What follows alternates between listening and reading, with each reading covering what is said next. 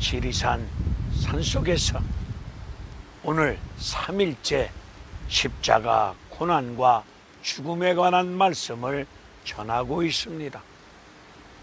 오늘 증거할 하나님의 말씀은 마가복음 15장 21절로 32절에 관한 말씀이 되겠습니다. 오늘 바위에 좀 걸터 앉아서 편안한 자세를 갖추고 하나님 말씀을 전해보고자 합니다. 오늘 본문은 예수님께서 십자가에 달려 죽으시는 무서운 현장입니다. 십자가 형벌은 무섭고 공포스럽고 참혹한 형벌입니다. 이 십자가 형벌은 얼마나 무서운 형벌인지 로마 정부 당국은 잘 알고 있기에 자기 국민들을 향해서는 이 무서운 십자가 형벌을 가하지 아니하고 있습니다. 죄 없으신 예수님이 십자가에서 죽어가고 계십니다. 그런데 십자가 아래에 있는 군중들은 머리를 흔들어 가면서까지 예수님을 모욕적으로 조롱하고 있습니다. 성전을 헐고 사흘 만에 짓는다면서 네가 너를 구원하여 십자가에서 내려와 봐라. 저가 남은 구원하면서 자기는 구원하지 못하고 있구나. 이스라엘 왕이라면서 그리스도라면서 십자가에서 내려와 우리가 보고 믿을 수 있도록 해보라고 모욕적으로 머리를 흔들어 가면서까지 조롱하고 있습니다. 오늘날도 머리를 흔들어 가면서 예수님을 조롱했던 이 군중들처럼 오늘날도 이런 군중들의 모습이 교회 밖에서나 교회 안에서도 많이 계십니다. 살아계신 하나님이 함께 하신다며 기도하고 있다며 하나님 말씀대로 믿고 순종하고 있다며 하나님이 당신을 사랑한다며 불쌍한 사람들을 돌보고 있다며 기도하는 가운데 응답을 받았다며 인생 왜 그렇게 살고 있습니까? 이런 식으로 우리를 조롱하고 모욕해오는 무리들이 우리 믿음 생활 주변에 많이 계십니다. 죄 지은 가운데 십자가에 달려있는 예수님 양쪽에 있는 강도들까지도 예수님을 욕하고 있습니다. 마태복음 27장 40절의 말씀을 보게 되면 하나님의 아들이라며 십자가에서 무기력하게 죽어가지 말고 십자가에서 내려와 보라고 조롱하고 있습니다. 하나님의 아들이라며 이 말씀 우리가 어디서 많이 들어본 말씀 아닙니까? 마태복음 4장 3절을 보게 되면 사탄이 예수님을 시험할 때에 하나님의 아들이라며 이 돌을 들어서 떡을 만들어 먹어 보라고 사탄이 예수님을 시험하고 있습니다. 오늘 예수를 믿는 믿음 생활하고 있는데 믿음의 소리를 하고 살아가고 계십니까? 아니면 사탄의 소리를 하고 살아가고 계십니까? 유대인들 성경을 달달 외우기까지 하고 있습니다. 하나님에 대해서 안다고 떠들어대고 있습니다. 이런 자들이 예수님을 모욕하며 조롱하고 있습니다. 우리 예수님, 나와 여러분의 죄값을 치르시려고 십자가에 달리셨습니다. 예수님을 십자가에 달아놓고서 머리를 흔들어가면서 조롱하고 있는 이 못난 군중들, 우리는 입 밖으로 이런 군중들처럼 예수님을 조롱하고 모욕하고 있지는 않지만, 입 밖으로 말은 하고 있지 않지만, 이런 못난 마음을 마음속에 품고 살아가고 있지는 않습니까? 하나님이 나를 사랑하신다며요. 하나님이 나를 사랑하신다며요. 그런데 내가 왜 병든 가운데, 가난한 가운데 이런 고통 속에 살아가야만 됩니까? 예수 믿는 것이 이런 것입니까? 죽으라고 교회 앞에 충성하고 헌신하고 있는데, 기도하고 있는데, 왜 이렇게 힘든 가운데 인생 지질이 궁상을 떨면서 얻어먹고 빌어먹고 꼬먹고 어려운 나날을 보내야만 됩니까? 은도 금도 다 하나님의 것이라며, 하나님이 나를 도와주실 수 있다며요. 하나님은 능력이라며요. 그런데 나는 왜 이렇게 어렵게 살아가고만 있어야 됩니까? 우리는 군중들처럼 머리를 흔들어가면서까지 조롱하고 모독하는 말을 입 밖으로 내지는 않았지만은 마음속에 그런 마음을 품고 살아가고 있지는 않습니까?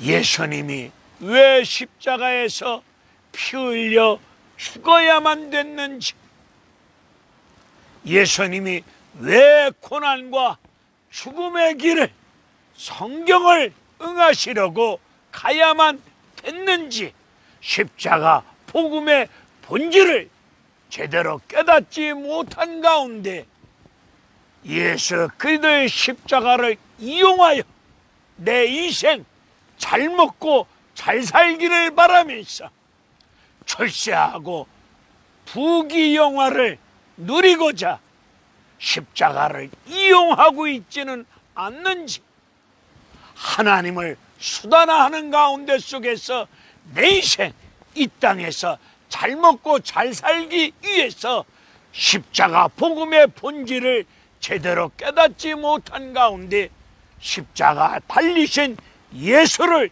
이용하고 있지는 않는지, 오늘 성금요일 십자가에서 내 죄를 위하여 피 흘려 죽어가고 계시는 예수님 십자가 고난과 죽음의 본질을 말씀 속에서 다시 한번 깊이 깨닫고, 십자가 앞에서 내가 여지가 없는 죄인임을 깊이 깨닫고 이 죄인을 살리시려고 내 대신 그 험한 십자가에서 물과 피를 다 쏟아주시기까지 그 죄값을 치르신 하나님의 사랑, 예수 그리스도의 십자가 보혈의 은혜를 다시 한번 깊이 깨닫고 그 은혜 앞에 감사와 영광 돌릴 수 있는 그런 시간이 되어졌으면 합니다.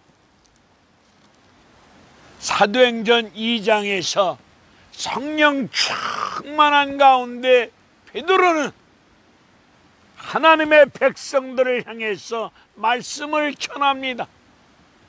너희들이 못 박은 예수, 너희들이 못 박고 죽게 한 예수, 하나님께서 주와 그리스도 되게 하셨느라고 말씀을 전할 때, 이 말씀을 들은 하나님의 백성들은 그러면 어찌할꼬 어떻게 하면 살 수 있겠느냐고 이야기를 합니다. 이런 자들을 향해서 베드로는 각각 회개하라.